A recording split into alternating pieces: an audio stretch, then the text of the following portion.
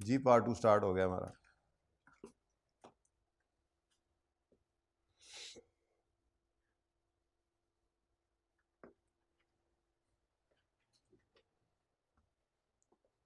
Working कहाँ है?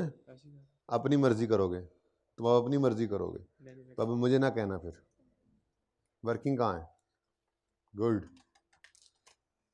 ये वर्किंग आपको पता ही नहीं कितनी बड़ी ब्लेसिंग बनने वाली है आपके लिए। ना करें, आपकी मर्जी है। क्या जरूरत है उस्ताद की बात मानने की? है नूरुल्लाह?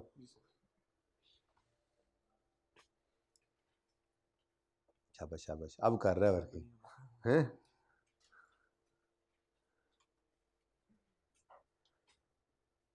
ओह माय गॉड, अब वर्किंग कर रहे हैं बच्चे, अब वर्किंग कर रहे हैं। पहले डायरेक्ट चला रहे थे काम को।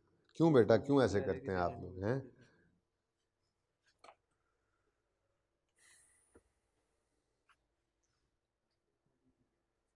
हाँ मुझे पता है, अच्छी बात नहीं है। This is not good. जी कितने बच्चे कर चुके सारी एंट्रीज? चलो let's look at your entries. जी 1 जुलाई को 200 बल्ब डिलीवर कर दिए। सवाल तो सेम चल रहा है, देखो ना यहाँ पे तो ये है ही नहीं ना अब। ठीक है, 1 जुलाई को 200 बल्ब डिलीवर किए उन्होंने और कैश सारे का सारा इमीडिएटली ले लिया। ठीक है जी, 400 रुपये सेलिंग प्राइस है, कॉस्ट है फिलिप्स की 250।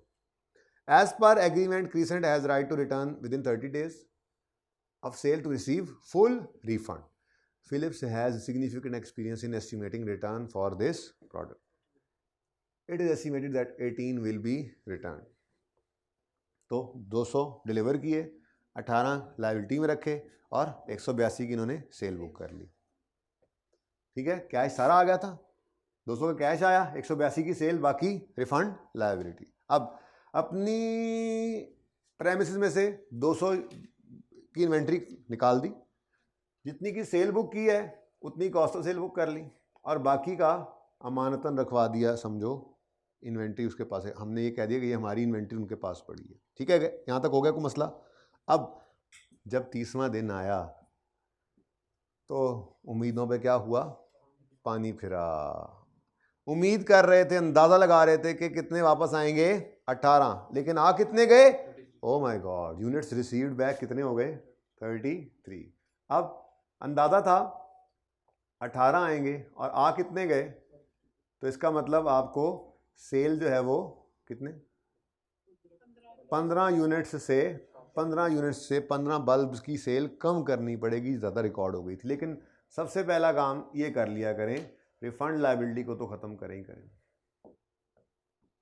ठीक है, इसको ख़त्म कर दें। अब 31 जुलाई को क्या होगा जी? सबसे पहले रिफंड लाइबिलिटी को हम ख़त्म कर देंगे। ठीक है जी, कितने यूनिट्स थे बोले? 18। ठीक है जी, अच्छा इसको तो डेबिट कर दिया हमने। अगली बात, सेल्स को कम करना है, सेल्स को कम करना है, तो सेल्स कम करने के लिए डेबिट या क्रेडिट? डेबिट बेटा, डेबिट। सेल्स डेबिट, इधर देखें, सेल्स डेबिट कितने से? 15 से। अब देखो 15 और 18 कितने बनते हैं? ये पैसे वापस कर दो अगलों को। ठीक है, तो कैश क्रेडिट हो जाएगा आपका 33। ठीक है, तो ये वर्किंग ही आपको लेकर चलेगी, आसानी से चलते जाएंगे। जी बोले 400 400 और 400। जी फिगर्स बता दें। 7200, 6000 और 18000, 13200 रुपये अगलों ने वापस ले लिए। सही है, कुछ तो हमने वैसी लायबिलिटी में रखा हुआ था, कुछ सेल बना लिया तो उसको भी रिवर्स करके उनको वापस कर दिए पैसे। अब कॉस्ट ऑफ सेल की एंट्री की बारी आती है।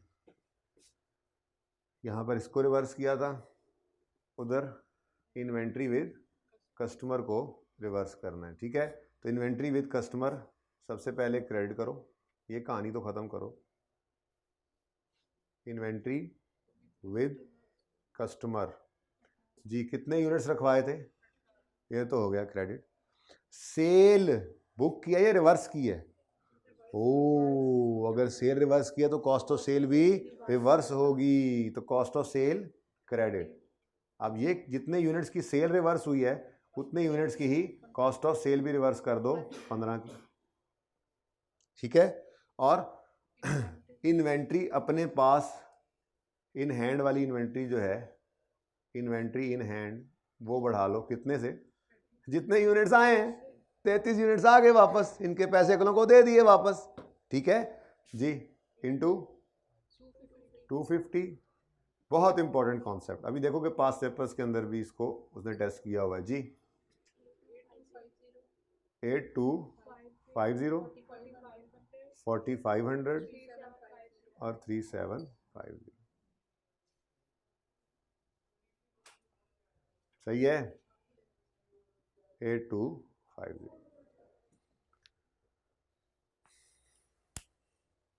कैसा लगा क्वेश्चन? ये भी अकाउंटिंग है जी, ये भी अकाउंटिंग हमने सीखनी थी, ये दिन भी देखना था हमें। ले आए जी इधर, जी बेटा। अच्छा, बड़े फनकार लोग हैं। 37 उन्हें टोटल दे पूरा है ना, और ये सही है, अब सही है, ये है ना, नहीं गलत दस्ता है, ये भी हो सकता है, कोई ऐसी गल नहीं जी। चलो जी, आ जाओ जी, आ जाओ जी, पास पेपर वाले, पास पेपर वाले।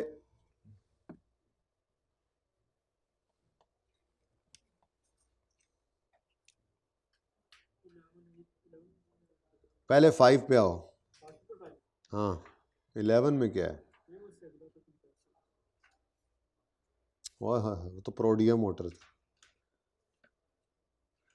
जी। पास पेपर 5 देखें जी। अब ये ऑटम 18 में आया था, उस वक्त ये FAR 1 में हुआ करता था, IFRS 15, और ओपन बुक नहीं होता था, तो वो इस तरह से थ्योरेटिकल कॉन्सेप्ट पूछता था।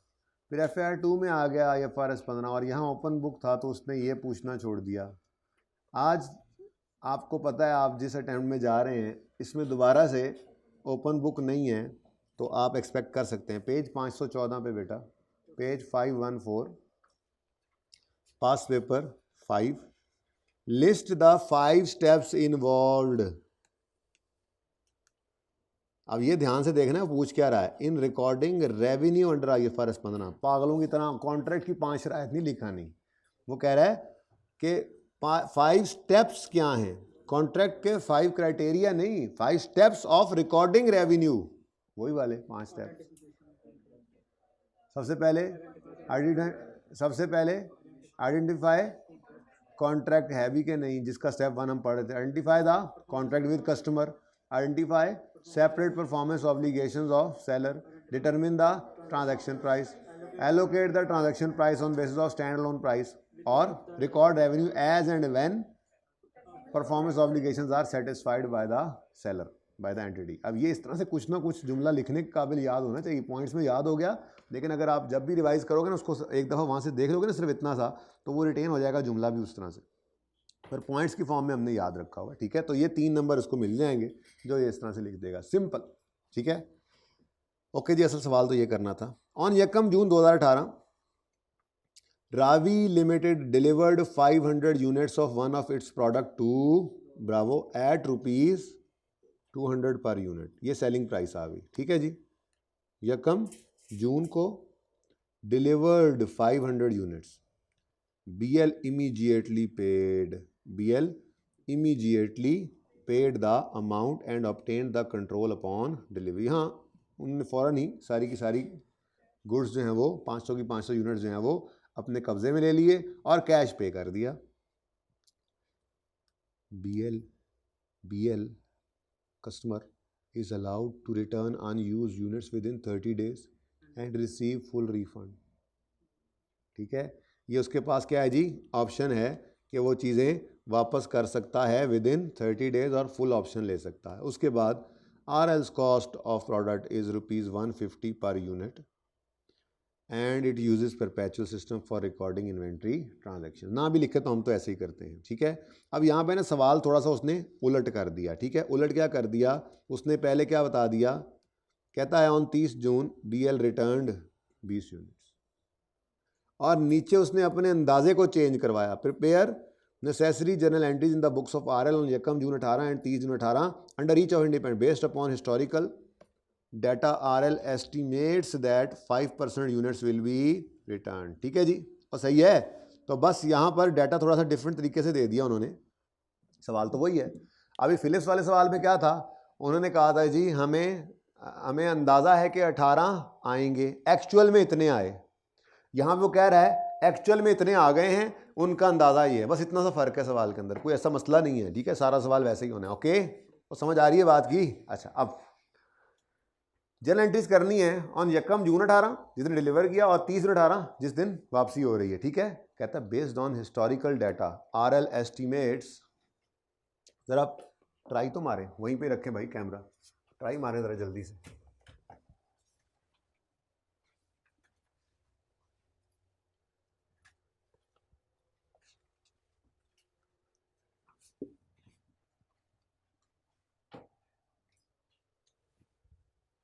जी, based on historical data RL estimates, कितने गया, हाँ, that 5% units will be return on expiry of 30 days. इधर देखो जी, मिलकर ना कर लें, नहीं मिलकर ना कर लें, चलो जी। अब यूनिट्स हैंडेड ओवर कितने, डिलीवर्ड, हैंडेड ओवर डिलीवर्ड 500, और अंदाज़ा है वापस आ जाएंगे 5%। तो 500 का 5% कितना बनता है, 25 की लायबिलिटी रखो और बाकी 475 की सेल बुक कर लो। ठीक है, लेकिन एक्चुअल में जब वापसी हुई तो 20 यूनिट्स की हुई। कितनी, अब उम्मीद थी कि 25 वापस आएंगे, 20 वापस आए, तो 25 वर्सेस 20, 5 रुपये से 5 यूनिट्स की सेल को बढ़ा लो, लेकिन इस 25 को आपने उल्टा देना। ये यूनिट्स के अंदर बना होता है, पता है ना। ठीक है, इतने यूनिट्स डिलीवर से ज़रा कंफ्यूज हो रहे हैं आप लोग, मुझे लग रहा है। Hand over, handed over, handed over, deliver से आपको तो सेल हो गई, डिलीवर कर दिया, और भाई हैंड ओवर किया, बस तो मानते हैं जैसे हैंड ओवर कर दी। ठीक है, ये यहाँ तक मसला। एंट्रीज करें आप उसी तरतीब पे। सबसे पहले यकम जून 2018 पे एंट्री करते हैं जी। सारा कैश बीएल ने इकट्ठा दे दिया, कैश डेबिट, सेल क्रेडिट और रिफंड लायबिलिटी क्रेडिट। जी कितने यूनिट्स हैंडओवर किए हैं जी, 500। सेल कितनों की बुक कर रहे हैं आप, बाकी लायबिलिटी कितनों की, 25 की। ऐसे किया था सवाल जी। सेलिंग प्राइस क्या है, ऐड 200। ठीक है, तो 200 इसकी सेलिंग प्राइस आ गई, into 200 into 200 into 200। Very important concept जी। 100,000 कैश आया, सेल बुक करेंगे 95,000 की, और बाकी 5,000 की रिफंड लायबिलिटी जो अपने पास जो है वो रिकॉर्ड कर लें। लेकिन आपको पता है perpetual inventory method, perpetual system follow कर रहे हैं, और कॉस्ट भी सवाल में उसने दे दी है। ना भी दे तो मैंने आपको कहा है IFRS 15 के अंदर आपने कॉस्ट की एंट्रीज कर देनी है। ठीक है, तो अगली एंट्री क्या करनी है हमने, यकम जून 18 पर कॉस्ट की एंट्री करनी है। अब सबसे पहले क्या करो, मैंने आपको जो तरतीब सिखाई उसी पर रहो। सबसे पहले इन्वेंट्री को अपनी प्रेमिसेस से निकाल दो। तो इन्वेंट्री इन हैंड जो है, आपके पास जो इन्वेंट्री पड़ी थी वो अब आपके पास नहीं है, आपके हाथ अब खाली हैं। इन्वेंट्री इन हैंड क्रेडिट कितने से, 500 यूनिट्स आपने भेज दिए, हैंडेड ओवर। ये तो हैंडेड ओवर, तो इन हैंड ना रहा, हैंड खाली रह गया। ठीक है, ये कितना हो गया, 500। नूरुल्लाह समझ आ रही है। फिर सेल कितने यूनिट्स की बुक की है, तो कॉस्ट ऑफ सेल भी उतनों की ही कर लें। तो कॉस्ट ऑफ सेल्स डेबिट करोगे 475 यूनिट्स की, और बाकी 25 को क्या कहोगे, हमारी इन्वेंट्री विद कस्टमर जी। कितने यूनिट्स, 25। ठीक है, कॉस्ट पे, कॉस्ट क्या है 150, जी 71250 3750 और 75,000।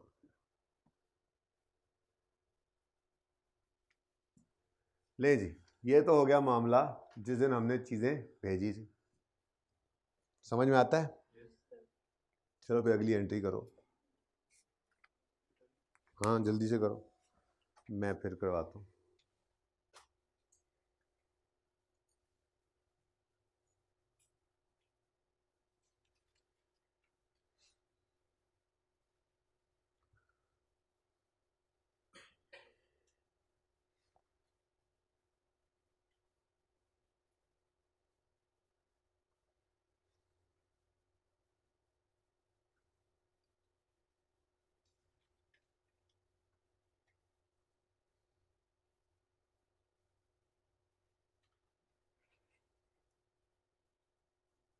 जी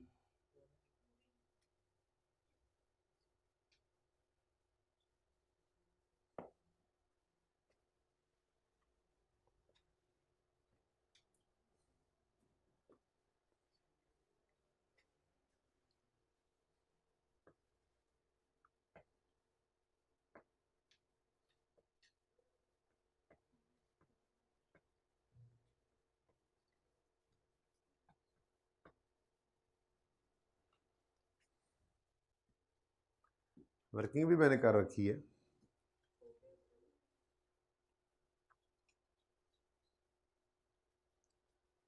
क्विक क्विक, साथ के साथ ज़रा तैयारी थी, आजकल बोझ बढ़ा है ना आप पे, फाइनल अकाउंट का सवाल भी होमवर्क में कर रहे थे। चलो ये तो ज़रा याद होता जाए यहाँ पे साथ साथ।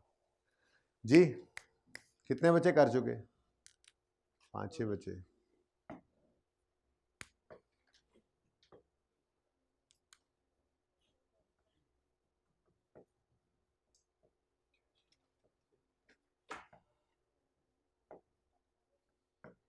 जी बच्चों, सबसे पहला काम क्या कर लो, रिफंड लाइबिलिटी को उल्टा दो। ये आरजी अकाउंट 30 जून है, 30 में 18 पर रिफंड लाइबिलिटी को उल्टा दो। अब बस कहानी ख़त्म।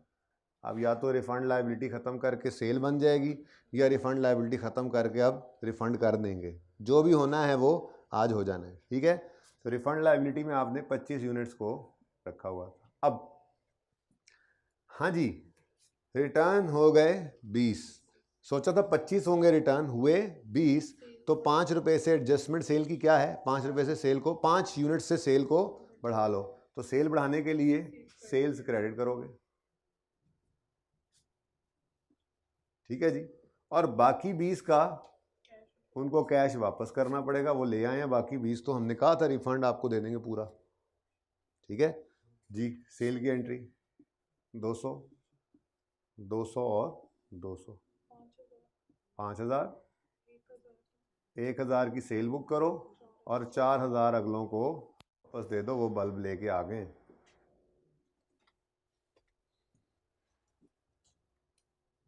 ठीक है, थोड़ा कंफर्टेबल हो गए आप इसमें। उसके बाद क्या करो, अब इसकी कॉस्ट ऑफ सेल बुक करनी है, तो वो इन्वेंट्री विद कस्टमर वाली कहानी भी अब ख़त्म। वो अरसा गुजर गया जिस अरसे के लिए आपने इसको मानतन रखा था, ठीक है। तो सबसे पहला काम क्या करोगे, इन्वेंट्री विद कस्टमर को क्रेडिट कर दोगे। कितनी इन्वेंट्री रखवाई थी जी? 25। जितने यूनिट्स की सेल बुक की है उतने की कॉस्ट ऑफ सेल बुक करो। पिछले सवाल में क्या हुआ था, दूसरे पार्ट में सेल रिवर्स की थी, तो कॉस्ट ऑफ सेल भी रिवर्स हुई थी। अभी क्या हो रहा है, सेल बुक हो रही है तो कॉस्ट ऑफ सेल भी बुक होगी, ठीक है। तो कॉस्ट ऑफ सेल डेबिट, कितने यूनिट्स? 5। और बाकी इन्वेंट्री हमारे पास वापस आ गई। ये वो 20 बल्ब हैं जिनके पैसे उनको वापस कर दिए, और हमारे दराज, हमारी डिस्प्ले में, हमारी अलमारी में, हमारे शो केस में दोबारा से ये 20 बल्ब लग चुके हैं, हमारी इन्वेंट्री में दोबारा से आ चुके हैं, अब आगे बिकेंगे, ठीक है जी।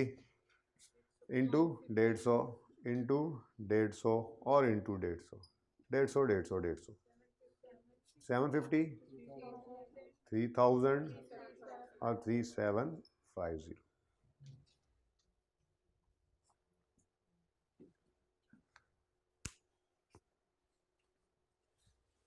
जी इतना वो कर लें इसको कि आप हाथ सीधा हो जाए इसमें, क्योंकि फिर आगे एक दो हैवी सवाल हैं उनके अंदर जब इसने आना है तो फिर आपने घूमना है, तो उस वक्त ना घूमे, इसलिए यहाँ पे प्रैक्टिस हो रही है। जी ये भी हैवी है वैसे, इतना हल्का तो नहीं है, हो गया समझ आ गया तो इसलिए हल्का हो गया, जो चीज़ समझ आ जाए वो आसान हो जाती है फिर, ऐसा ही है जी। अंदाज़ा था 20 यूनिट्स वापस आ गए हुए हैं, ठीक है, 20 यूनिट्स क्या हुआ है जी, वापस आ चुके हुए हैं। अच्छा अब इंडिपेंडेंट सिनेरियो में से पहला हो गया, ठीक है, 5 नंबर वाला हो गया, अब 4 नंबर वाला देखते हैं, ऐसे ही बराबर रख लो। अच्छा जी, द प्रोडक्ट इज न्यू, कहते हैं 20 यूनिट्स आए हैं 30 जून पे, लेकिन the product is new and RL has no historical evidence of product returns और अदर अवेलेबल मार्केट एविडेंस, उनके पास किसी किस्म का कोई जो है वो अंदाज़ा नहीं है इस वक्त अवेलेबल, ठीक है। तो अब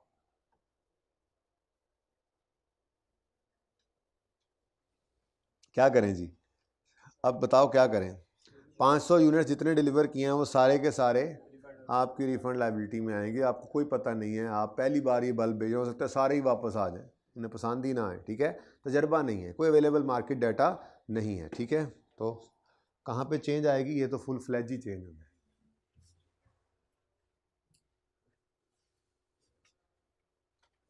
तस्वीर तो बना ली थी ना, साथ साथ नोट किया था ना, मिटा रहा हूँ।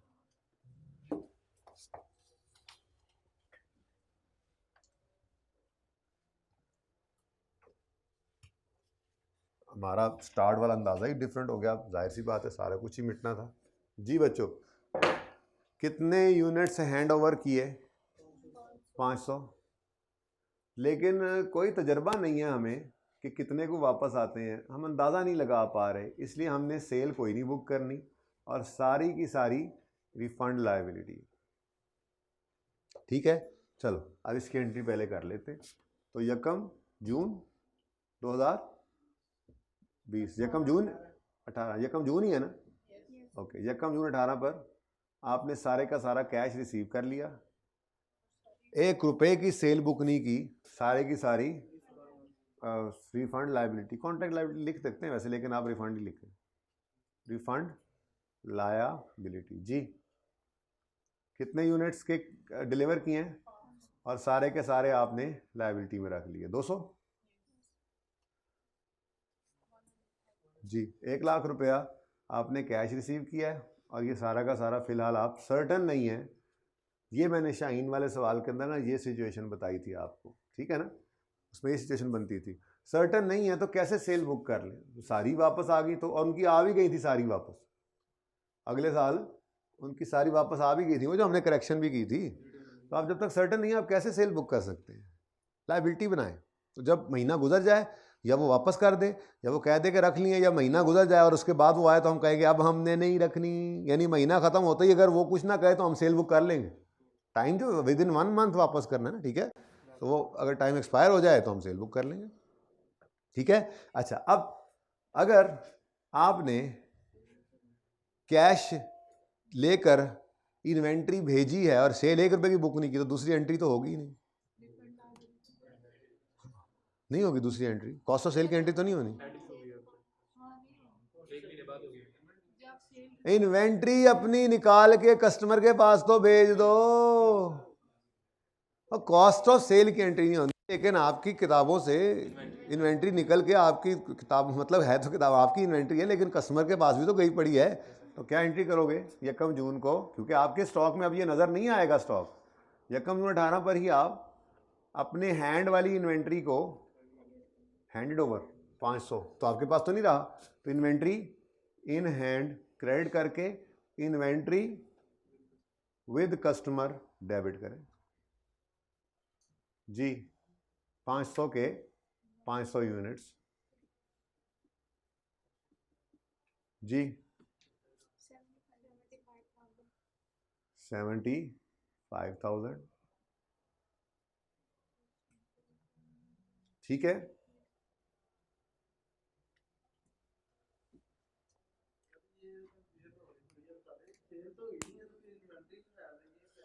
तो सेल हमने कब बुक की है, इन्वेंट्री क्रेडिट करके डेबिट किसको कर रहे हैं? कॉस्ट ऑफ सेल को। फिर इन्वेंट्री नहीं, सेल तो नहीं बुक की, हमने सिर्फ अपनी स्टोर से ये स्टॉक निकाला है और कस्टमर की दुकान पे रख दिया है। अब वो हमारा स्टॉक है उधर पड़ा हुआ, लेकिन हमारी प्रेमिसेस तो निकल गया ना, वहाँ उसने अभी एक्सेप्ट नहीं किया, कह सकते हैं उसके पास 1 महीने का टाइम है, सेल ना बुक कर लेते, वरना यही काम पहले भी कर रहे थे, पर थोड़े थोड़े स्टॉक के लिए कर रहे थे, आप कुछ नहीं कह रहे थे। हम तुसी पढ़ ले, मैं यूं कर लेता हूँ आपके लिए, आप कंफर्टेबल करने के लिए मैं ये कर सकता हूँ कि मैं जैसे पहले एंट्री कर रहा था वैसे ही कर देता हूँ जी। हाँ 0 लिख देता हूँ। हाँ भाई, कैश कितना रिसीव किया? 500। सेल कितनी बुक किया आपने? कोई भी नहीं। और बाकी का सारा क्या है अब? तो रिफंड लायबिलिटी में आपने कितना रखा है? 500 इंटू 200 इंटू 200 इंटू 200 जी बेटा, 1 लाख, 0 और 1 लाख। अब सही लग रहा है थोड़ा थोड़ा, अगली भी समझ आ जाएगी एकदम से। अब बिल्कुल वैसे ही हो जाएगा ना काम जैसा चल रहा था। कोई नहीं आ रहा जो मार्कर ही चार्जदा लब रहा। नेक्स्ट बेटा इतनी दफ़ा यहाँ से जी। अब 1 जून 2018 पर अपनी इन्वेंट्री को क्रेडिट करो। भाई साहब इन्वेंट्री इन हैंड क्रेडिट होगी? इन्वेंट्री इन हैंड पिछले तीनों सवालों के अंदर, यानी कि पहले सवाल के 2 पार्ट और इसके पिछले पार्ट में इन्वेंट्री इन हैंड क्रेडिट होनी है। चलो इन्वेंट्री इन हैंड क्रेडिट हो गई, कितने से? 500 हैंड ओवर कर दिए। अब जितनों की सेल बुक की है उतनों की कॉस्ट ऑफ सेल भी बुक कर लो। कितनी सेल बुक की है? तो कॉस्ट ऑफ सेल भी 0। तो फिर ये कहाँ पे पड़ा हुआ है? ये क्या है? सेल नहीं है, तो ये हमारी इन्वेंट्री है with customer, inventory with customer. तो भाई उनको मसला हो रहा था, मैंने माजरत आप सबको थोड़ा सा इसमें उलझा दिया। तो ये इजी है बहरहाल, 150 150 और 150, तो एंट्री वही है, बस बीच में मैंने 0 डाला है। आप कंफर्टेबल हो गए हो? समझ आ रही बात की? वैसे ही चल रहा है काम, ठीक है जी। जितना हमने सेल बुक नहीं ना किया वो उसके पास हमारा स्टॉक पड़ा है। तो इसमें एक नहीं सेल, 1 रुपये 1 यूनिट की सेल बुक नहीं की, तो सारे का सारा हमारा स्टॉक उधर पड़ा है, पर हमारी दुकान से तो निकल जा चुका है ना, तो हिसाब तो रखना है ना इसका, ठीक है? हिसाब रखेंगे, वरना कैसे हिसाब रहेगा? वरना तो फिर पता ही नहीं लगेगा, इधर गिनती में नहीं आएगा और लिखा कहीं पे होगा नहीं हमने। तो हिसाब तो रखो कितने भेजे, कल को पता कैसे लगेगा कितने भेजे। और ठीक है जी, 0 75,000 और 75,000। लो जी, सही है। अच्छा, अब ये तो अंदाज़ा कोई नहीं लग रहा था, तो हमने सारी लायबिलिटी बना ली। जब 30 जून आता है तो 20 यूनिट्स वापस आ जाते हैं। वापस कितने आए? अब हमने सोचा था कि सारे ही वापस आ जाएंगे, और वापस कितने आए? तो सेल को 480 से बढ़ा लो, लेकिन इसको ख़त्म करो सेम टू सेम, ठीक है जी। तो 30 जून 2018 पर सबसे पहले क्या करो, इस रिफंड लायबिलिटी को डेबिट करके ख़त्म कर दो। रिफंड लायबिलिटी कितने यूनिट्स की क्रिएट की थी? पूरे 500 की, और 480 से सेल को बढ़ा लो, सेल क्रेडिट 480, और बाकी 20 वो वापस ले आया है, उसका कैश उसको पे कर दें, कैश क्रेडिट, ठीक है जी। 200 ना बेटा, ये 200, अच्छा आंसर बता रहे थे, और 200 जी। आप बोलें 100,000। अब 96,000 की हमने सेल बुक कर ली, सर्टन जो हो गए हम, और बाकी 4,000 रुपया उनको वापस कर दिए, जो बल्ब वो वापस देगा। कॉस्ट की एंट्री करनी है तो सबसे पहले वो भाई साहब वो वाली इन्वेंट्री अब ख़त्म करो, क्योंकि अब जो कहानी थी वो महीना गुजरने पे ख़त्म हो गई। अब वो इन्वेंट्री उसकी नहीं रहनी, मतलब इन्वेंट्री हमारी थी, सॉरी हमारी इन्वेंट्री उधर नहीं रहनी। या तो वो रख के अपनी बनाए हम सेल बुक कर लेंगे, या वो सारी वापस कर दे हम अपना स्टॉक बनाएंगे वापस रिक्लासिफाई करना। ठीक है, तो अगला काम क्या करते हैं, इन्वेंट्री विद कस्टमर। जो डेबिट हुआ था उसको 30 जून 18 पर, दूसरी एंट्री क्या हो रही है जी, inventory credit, inventory with customer credit. कितने यूनिट्स उसके पास रखे हुए थे हमने, पूरा 500। ठीक हो गया। अब इधर देखो, पहले यूनिट्स बना लोगे ना, इजी रहेगा ये, वरना नहीं समझ आती। लेकिन अब रमा हो गया ना काम, सही है जी। कितनी सेल बुक की है, 480 की, तो इसकी कॉस्ट ऑफ सेल भी बुक कर लें 480।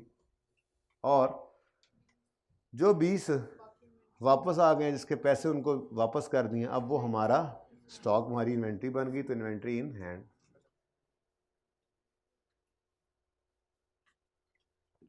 इस पे कपड़ा कुपड़ा मार के दोबारा इसको सजाएं ताकि अब इसको फिर हम बेच सकें जी। 72,000, 3,000 और 75,000।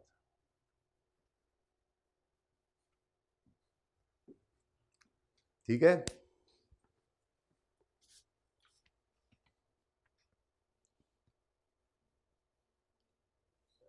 जी स्टूडेंट।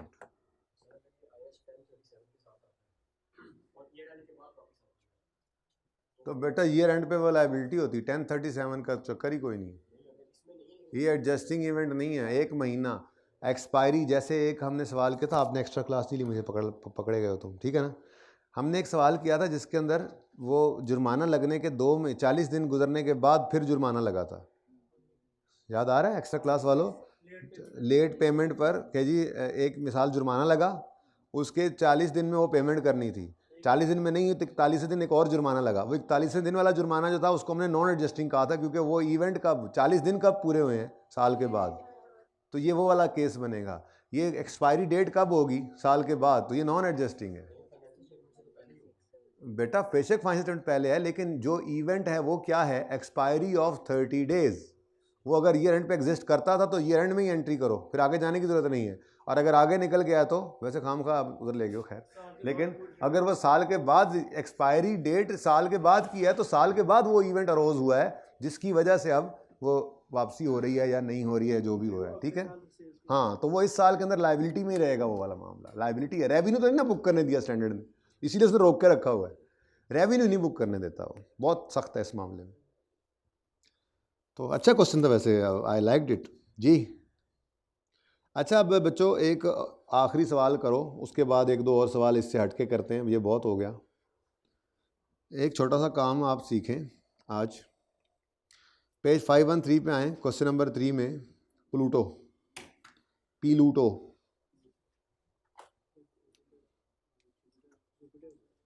हाँ Pluto, Pluto B part.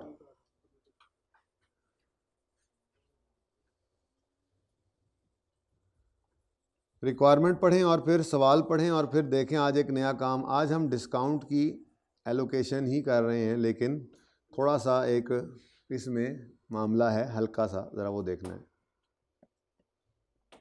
Pluto limited sells industrial chemicals at following stand alone prices. अगर कोई अकेला C1 खरीदने आए, लाख का देते हैं। अगर कोई C2 भी साथ ले, साथ नहीं, अकेला अकेला कोई, यानी कि ये यूँ समझ लेना कि ये क्या है, ये ओवन है, ये फ्रिज है और ये एसी है, ऐसे।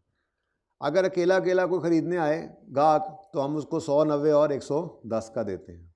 लेकिन रेगुलरली लोग जो है वो ठंड प्रोग्राम इकट्ठा करते ही रहते हैं, तो हमने इसके लिए एक स्कीम रखी हुई है ऑलरेडी, जिसके तहत फ्रिज और एसी जो इकट्ठा खरीदेगा, फ्रिज और फ्रीज़र इसमें है, जो वेव ट्रिपलेट नहीं, सॉरी, तो C2 और C3 जो इकट्ठा लेता है, तो ये वैसे तो अलग अलग 2 लाख के बनते हैं, लेकिन हमने इसको ऑलरेडी डिस्काउंट पे रखा हुआ है। अगर कोई इकट्ठा लेगा तो ये 1,70,000 का उसको दे देंगे, ठीक है। अच्छा, अब एक बंदा आया, वो कहता है गाली छड्डो, मैनू ना सारे ही चाहिए हैं, मुझे ये ओवन, फ्रिज और एसी इकट्ठे दे दो, ठीक है। बताओ क्या प्राइस लोगे तीनों की। अब यहाँ पे ना एक थोड़ा सा मसला आता है, वरना तो वही वाला मामला था जो आपने सीख रखा था बर्गर, फ्राइज़ और बॉटल वाला, लेकिन उसमें ऐसा मामला नहीं था। बर्गर और फ्राइज़ बॉटल अलग अलग बिकते थे या आपकी डील में थे।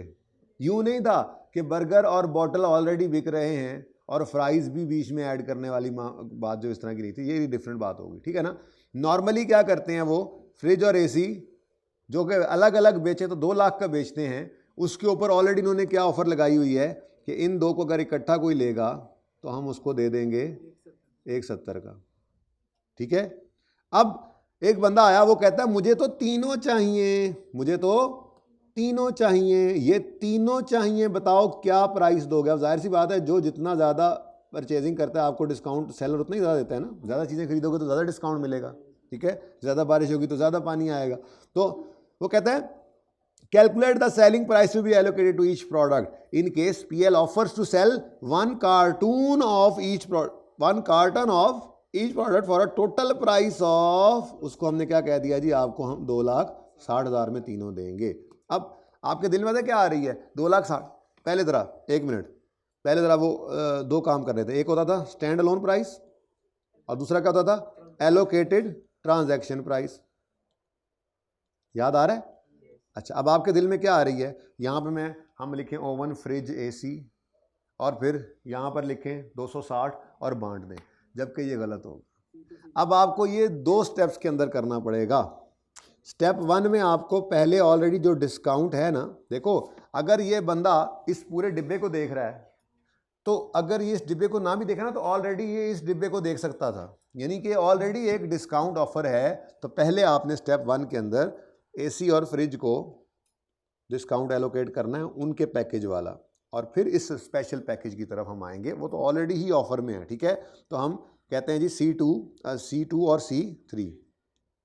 C2 कितने का बेचते हैं हम, 90 का, और C3 110 का।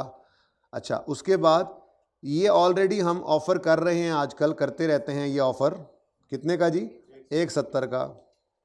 अब ये सिचुएशन के ऊपर सवाल ने हमें नॉर्मली खड़ा किया होता था, अब ये हमने सीखा हुआ, ठीक है। ये तो सिंपल है, लेकिन वो 2 स्टेप्स के अंदर ले आया ना, थोड़ा सा फिर हमें नया काम करना पड़ रहा है। अच्छा, अब बताओ क्या करते होते थे हम, ब्लू को क्या हो गया आज, ब्लू कुछ और ही हो गया, चलो जी 100, ये क्या हो गया जी 200, इसको बांट दें। अब क्या करते होते थे जी, 170 को बांटते थे 200 बटा 90 बटा 200, 76.5 और दूसरा 93.5, बस ठीक है, बैलेंस ही निकाल लिया। अब हमने बड़े हो गए, आहिस्ता आहिस्ता अब यार बचत करना शुरू कर दें, ठीक है जी। अच्छा, उसके बाद अब अगले स्टेप के अंदर आपने, स्टेप 2 के अंदर आके आपने अब इस ऑफ़र के लिए जो आपने इसको जो ऑफ़र किया आपने 260, इसके लिए आपने फिर अब सबको इकट्ठा करना है, एक पैकेज बनाना है, C1, C2 और C3 जी। स्टैंड अलोन प्राइसेस, अब इस ऑफ़र के लिए स्टैंड अलोन प्राइस C1 की तो 1 लाख है, लेकिन C2 की ऑलरेडी कौन सी हो चुकी हुई है, हाँ, क्योंकि देखो ना अकेले अकेले तो है नहीं C2 C3 तो ऑलरेडी इकट्ठा हो सकते हैं, होते रहते हैं, तो उनको इकट्ठे वाली प्राइस पर ही इसमें लेकर आओ, इकट्ठे से इकट्ठे में आ रहे हैं बेसिकली, ठीक है ना। तो इनकी स्टैंड अलोन प्राइस क्या बन जाएगी, इनकी स्टैंड अलोन प्राइस यहां से निकल कर आएगी। ये 2 स्टेप्स के अंदर आपको करना पड़ा करेगा जी। ये आज आपने खुद निकाला है वैसे बाय द वे, 76.5 और 93.5, ठीक है जी। उसके बाद एलोकेटेड ट्रांजैक्शन प्राइस की बात करें तो एलोकेटेड ट्रांजैक्शन प्राइस जो है वो अभी तो कोई नहीं है, 260 को एलोकेट करना है आपने, ठीक है जी। अब क्या करेंगे जी, वही रूटीन का काम, टोटल करें, 270 आ गया, यानी 10 रुपये का डिस्काउंट इन तीनों को इकट्ठा एलोकेट करें जी। तो सबसे पहले 260 को बांटना है 100 बटा 270 करें, 96.3, उसके बाद 260 इंटू 76.5 डिवाइड बाई 270 जी 73.7 और बैलेंस ही निकाल लो 90 एग्जैक्ट 90। चलो वो बराबर हो गया फिर, ठीक है जी। ये छोटा सा एक काम सीखना था आपने। ओके जी, डन हो गया। IFRS 15 की डिस्कशन यहाँ पे अब बस करते हैं, क्योंकि अब एंड हो रहा है क्लास का, तो ऐसी कोई नई चीज़ छेड़ के फिर छिड़ जाएंगे आप। लेकिन ये जो काम हो रहा है ना रोज़ का रोज़ करते रहना है इसको साथ के साथ टिका के, ठीक है। बड़ी इंपॉर्टेंट कॉन्सेप्ट था आज जो हमने किया है, सेल ऑन रिटर्न बेसिस वाला। चले जी आए आप पेज 739 के ऊपर। मैंने पास पेपर 8 का 4, 5 करवा दिया ना।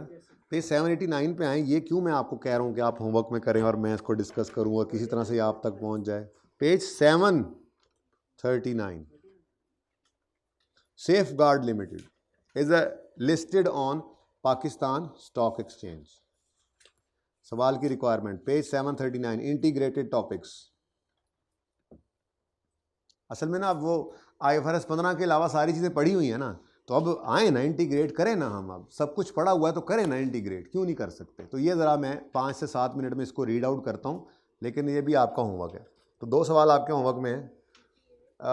कॉल से पहले कौन सा दिया है? क्वेश्चन 8 में तो वो कल कर लेना, आज ये कर लेना, ठीक है। पास पेपर 8 ये 2 रिक्वायरमेंट्स करवा दी ना, वो तो रेगुलर सवाल है, ये थोड़ा सा ज़रा मज़े का है, ठीक है। और सही है तो पास पेपर 8 कल कर लेना, बेशक होमवर्क में परसों कर लेना, मुझे मसला नहीं है, लेकिन ये आज लाजमी कर लेना। ओके, क्या नहीं मिल रहा बेटा? पास पेपर 8 नहीं मिल रहा कि वो पहले कर लिया था सर? जी सर वही तो किया हुआ था, अभी हमने बचत महसूस हो रही थी। चलें जी, आ जाए पेज 739 पर। सेफगार्ड रिक्वायरमेंट है, prepare revised statement of financial position as at 31 December 2020 along with relevant notes showing possible disclosures as required under IFRS and ओए होए होए कंपैरेटिव फिगर्स भी नहीं चाहिए और नोट्स ऑन अकाउंटिंग पॉलिसीज भी नहीं चाहिए। चलो ये शुक्र है, ये शुक्र है, ठीक है। अच्छा अब सवाल को ज़रा पढ़ते हैं। इसका ना ये पॉइंट तो मैंने वैसे ही कल करवाना है, अगर किया भी सही डिस्कस, तो वैसे क्विकली मैं बाकी सवाल डिस्कस करता हूँ, ठीक है। यहाँ से ऑनवर्ड्स जो है ना, ये ऑपरेटिंग सेगमेंट, और अगर उसने नोट्स कह दिए रेलेवेंट तो आप देखो फिर ऑपरेटिंग सेगमेंट का पूरा नोट बनेगा। कमाल है कि नहीं? सवाल है, कमाल है, और 20 नंबर है। अब ऊपर पढ़ते जाते हैं और देखते हैं कि कोई मसला मसाइल तो नहीं है, ठीक है। कहता है Safeguard is listed on Pakistan stock exchange and has registered office in Lahore. पहला नोट आ गया, legal status. SL is engage in manufacture of polyester and soda, उसी में ही आ जाएगा। Production plants are located in Lahore, उसी में ही आ जाएगा, यानी कि ये लीगल स्टेटस एंड नेचर के अंदर आ जाएगा। नोट नंबर 1 आपका, ठीक है, यहाँ से यहाँ तक, और सही है। अच्छा, following assess draft financial for the final position as on 31 December 2020। Share capital given है, रिजर्व्स। अच्छा अब रिजर्व्स के अंदर आपको पता है सारा कुछ ही होता है। कैपिटल रेवेन्यू, शेयर प्रीमियम अगर कोई है तो उधर ही है, या रिवैल्यूएशन सरप्लस है तो उधर ही है, रिटेन्ड अर्निंग्स हैं तो उधर ही हैं। रिटेन्ड अर्निंग्स के बगैर कोई बिजनेस नहीं हो सकता। तो अगर शेयर कैपिटल अलग देकर रिजर्व्स कह रहा है, तो रिजर्व्स के अंदर अगर आपको सवाल में डाटा दे, इवन सरप्लस निकल आए, सवाल में डाटा दे, शेयर प्रीमियम निकल आए, तो फिर जो बैलेंसिंग फिगर होगी वो पक्की बात है क्या होगी? रिटेन्ड अर्निंग्स की। ऐसा सवाल है, बस अलग करने की ज़रूरत नहीं है। यहाँ पे फेस पे तो हम अलग करते भी नहीं थे, वो चेन इक्विटी के टॉप पे हम अलग कर सकते हैं, यहाँ पे अलग करने की ज़रूरत नहीं होती, ठीक है। मतलब वैसे ही अलग अलग नज़र ही अलग अलग आ रहे होते हैं बैलेंस शीट के अंदर। वो रिवेन्यू सरप्लस अलग आ रहा है, रिटर्न अर्निंग अलग आ रहा है, तो आई अलग होते हैं, तो वो अलग ही है ऑलरेडी, ठीक है। अच्छा आगे कहता है लॉन्ग टर्म लाइबिलिटीज़ हैं, ट्रेड अंदर पेबल्स हैं, बैंक ओवरड्राफ्ट है, PPE है, लोन टू एम्प्लॉयज़ हैं, ट्रेड। अभी इससे तो कुछ पता नहीं लग रहा कि क्या गड़बड़ है, सिवाय इसके कि ये इकट्ठा नज़र आ रहा था। अब पहली लाइन में वो कहता है authorise share capital consist of 900 million shares of ₹10 each. इसका क्या करेंगे? इसको तो डिस्क्लोज करना होता है, ऐसे ही है। इसको क्या करेंगे? और नोट, वो बैलेंस शीट के फेस के ऊपर और नोट में भी PPE का, उसका शेयर कैपिटल का नोट दिमाग में आना शुरू हुआ है। अच्छा उसके बाद ओ 0.2 चेक करो, 130 मिलियन शेयर वाली issued at premium of 5 as consideration for purchase of building at premium of 5, यानी कि 15 रुपए का शेयर इशू किया है। आपको बिल्डिंग की भी तो कॉस्ट कैलकुलेट करके, बिल्डिंग की कॉस्ट ही चाहिए हो तो उसने की होगी एंट्री, लेकिन शेयर कैपिटल शेयर प्रीमियम अलग अलग करना पड़ेगा। शेयर कैपिटल का नोट बनवाया उसने जी। Remaining shares were allotted at par for consideration paid in cash. Note बनेगा इन दो से, कौन सा नोट बनेगा? शेयर कैपिटल का। तो आप पहला नोट नंबर 1, अच्छा आपका नोट नंबर 3 आप उस हिसाब से याद करें जी, ठीक कह रहे हैं, ओके। तो मैं बहरहाल आज नोट नंबर 2 लिख दूं इसको, ये ना नोट नंबर 1। अच्छा आप एसेट साइड से करेंगे तो यहाँ से कोई और नोट बन जाएगा, तो फिर लायबिलिटीज़ को मैं इंशाल्लाह अल्लाह करे नोट 3 आ जाए, ठीक है। ना आया तो आपकी किस्मत, ठीक है, मैं कोशिश करूँगा नोट 3 बने, ठीक है। अच्छा आगे कहता है reserves include revalue surplus on PPE amounting to 190। इसके अंदर 190 क्या पड़ा है जी? Revaluation surplus. लॉन्ग टर्म, अच्छा और कुछ नहीं बताया अभी, हाँ लेकिन यहाँ से भी तो निकलेगा, ये प्रीमियम भी तो निकल रहा है। कहता है at a premium of 130 million shares issue किए, यानी कि बिल्डिंग के लिए ना, बिल्डिंग के लिए ना, building debit share capital share premium जी। कितने शेयर्स इशू किए हैं? 130। अब शेयर कैपिटल में तो 10 आता है, बाकी 5 शेयर प्रीमियम में आता है, 650 शेयर कैपिटल। अब मुझे क्या नज़र आ गया एक और भी, ये भी तो रिजर्व्स में ही होता है, ये यहाँ से निकलेगा शेयर प्रीमियम 600 जी। बेटा रिजर्व्स में क्या होता है? और अगर देखो नोट्स वाले सवाल मैंने कहा था गलती नहीं होती नॉर्मली, ठीक है ना, गलती नहीं होती नॉर्मली। और ये क्लोजिंग बैलेंस शीट गिवन है तो ये सब कुछ हो चुका हुआ है, ये बिल्डिंग डेबिट हो चुकी होगी पीपीई में, ठीक है। शेयर कैपिटल में ये शेयर कैपिटल क्रेडिट हो चुका हुआ है, आप नोट बनाओगे इसके अंदर आएगा ही, ठीक है। 5000 का ब्रेकअप है, 5000 का ब्रेकअप है, 130 मिलियन ये वाले और रिमेनिंग फिर कैश वाले, ठीक है ना। ये ब्रेकअप बनेगा जिससे बिल्कुल वही नोट बना था, सेम टू सेम। मैं बना दूंगा इंशाल्लाह कल, लेकिन मेरा दिल है पहले आप करके आएँ, फिर मैं क्विकली वहाँ पे कल एंड वाले 10-15 मिनट में मैं ये बैलेंस शीट बना दूंगा, लेकिन उससे पहले बनी हो। पर आप फिलहाल इसको पेंडिंग रखिएगा, ये कल नहीं है फिर परसों कर लेंगे, ठीक है, या देख लेंगे। अब मैं प्रोग्राम देखूंगा, अगर बढ़ा सके क्लास को या कल थोड़ा एक्स्ट्रा पढ़ा सका तो इसको कर लेंगे सवाल को, ठीक है। अच्छा चलें, तो अब इसी तरह से बेटा ये 650 भी क्या है? शेयर प्रीमियम है ना, कहाँ है? अगर नज़र नहीं आ रहा तो रिजर्व्स में यही चीज़ें तो पड़ी हैं, तो 650 शेयर प्रीमियम आ गया। अब बाकी जो बैलेंसिंग होगा ना वो रिटेन्ड अर्निंग्स में आपने डालना है, बैलेंसिंग वो जितना भी होगा, इसके बगैर कोई बिजनेस नहीं होता। शेयर प्रीमियम के बगैर बिजनेस हो सकता है, रीवन सरप्लस के बगैर बिजनेस हो सकता है, रिटेन्ड अर्निंग्स के बगैर नहीं हो सकता। अगर शेयर प्रीमियम और रीवन सरप्लस का डाटा ना होता तो मैं सारे के सारे को रिटेन्ड अर्निंग्स कहता। रिजर्व में क्या है? बस रिटेन्ड अर्निंग्स ही है, ठीक है। अच्छा आगे कहता है long term liabilities comprise of loan from bank. Long term liabilities में लोन फ्रॉम बैंक है, out of which 250 is payable, और लॉन्ग टर्म डिपॉजिट्स हैं, फेस पर नजर आना चाहिए अलग से, और करंट नॉन करंट की बाइफर्केशन करनी चाहिए। पड़ा हुआ है, मतलब कि ये भी एक नोट बनेगा, ज़बरदस्ती करके अब यहाँ पे नोट बन गया एक लॉन्ग टर्म लोन, यहाँ पे भी एक नोट बन रहा है, ठीक है। एक नोट शेयर कैपिटल का बन रहा है, ठीक है जी, एक नोट यहाँ पे बनेगा, और एक नोट ये लॉन्ग टर्म लायबिलिटीज़ का बनेगा, ठीक है। उसके बाद आगे कहता है ट्रेड एंड अदर पेबल्स के अंदर इंक्लूडेड है अनपेड डिविडेंड। भाईजान ये इंक्लूडेड है तो इसको यहाँ से निकाल कर फेस पे शो करना है। कितना है जी? 18 है ना, ये फेस पे नज़र आएगा, और बाकी ट्रेड एंड अदर पेबल्स को अलग कर देना, ठीक है। ये गलतियाँ सही करनी कोशिश करनी है आपने, मैंने तो सवाल मैंने करवाना है लेकिन आपने कोशिश करनी है, ठीक है। उसके बाद कहता है लोन टू एम्प्लॉयज़, इसकी बात चल पड़ी। अब इसके अंदर कहता है ओहो लोन टू डायरेक्टर्स भी है। All these loan are interest free 10 years के एज पर कंपनी पॉलिसी, ठीक है, और 30% of amount were disperse and repayment will start. मतलब डायरेक्टर का लोन अलग आएगा और बाकी फिर एम्प्लॉयज़ वाला होगा, अदर वाला। डायरेक्टर के अंदर रिकॉन्सिलिएशन बनानी होती थी, पर्पस बताना होता था, याद आ रहा है, और इंटरेस्ट फ्री है तो ये भी बता देंगे आप। नोट बनाना आ रहा है, कुछ कुछ समझ आ रहा है सवाल के साथ किया क्या उसने, ठीक है। उसके बाद लेकिन पढ़ा होगा जिसने उसी को ही समझ आएगी ना।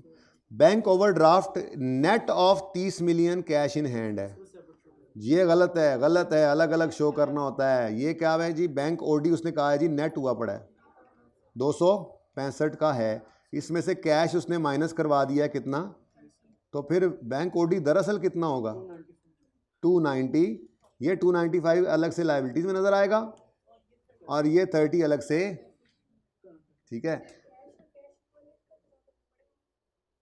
क्या बेटा कैश और कैश इक्विवेलेंट मतलब कैश जैसी ही चीजें होती हैं, तो आपके लिए बस कैश ही है। बस जो कैश का लिखवाया हुआ था वही कैश के अंदर लिख देना। 2 लाइनें थी, कैश इज मेरे ख्याल में लिखा हुआ था एट मार्केट प्राइस, एट रखा जाता है उसको कॉस्ट के ऊपर रखा होता है। नहीं नहीं नहीं नहीं, बस उतना ही काफी। बस कैश का जो है ना फाइनेंशियल स्टेटमेंट के अंदर कैश के बारे में लिखा हुआ था ना, बस वही 1-2 लाइनें लिख देनी थी आपने, दैट्स इट, ठीक है। अच्छा जी, बैंक ओवरड्राफ्ट को अलग रखना, यानी नोट सिर्फ कहाँ कहाँ बन रहे हैं, सवाल का टाइम, अब टाइम खत्म हो गया। एक शेयर कैपिटल का नोट बनना है, लॉन्ग टर्म लोन का नोट बनना है, दूसरा ये डायरेक्टर एम्प्लॉयज़ वाला नोट बनना है, और तो कोई नहीं नज़र आ रहा नोट। बाकी सब तो फेस पे शो करना है इसको, बाकी ट्रेड अदर पेबल्स हैं, और आगे जाके देखें तो बस कहानी ख़त्म है। उसके बाद ये नोट बनेगा, ये तो नोट ही आप अगर कोशिश कर लें तो क्या ही बात है। थोड़ा सा टेक्निकल है इसके अंदर, एसिड्स को ज़रा अलग करना थोड़ा टेक्निकल था, ठीक है। तो ये सवाल मैं इंशाल्लाह करूँगा, 45 मिनट्स लगेंगे, जब अगर आप करके आएँ तो 30 मिनट्स लगेंगे। अब ये कल में किसी वक्त में इसको फिर मैनेज करेंगे, ठीक है। कल इंशाल्लाह ज़रा जल्दी शुरू कर लेंगे, तो एंड पे इस पर आधा घंटा लगा देंगे, बोर्ड के ऊपर मैं ये बैलेंस शीट बना दूंगा एंड पे। लेकिन आप लोगों ने सब ने ये करके आना है। पास पेपर 8 को फ़िलहाल पेंडिंग कर दें, इसको कर लीजिएगा, कोशिश कीजिएगा। अल्लाह हाफिज़।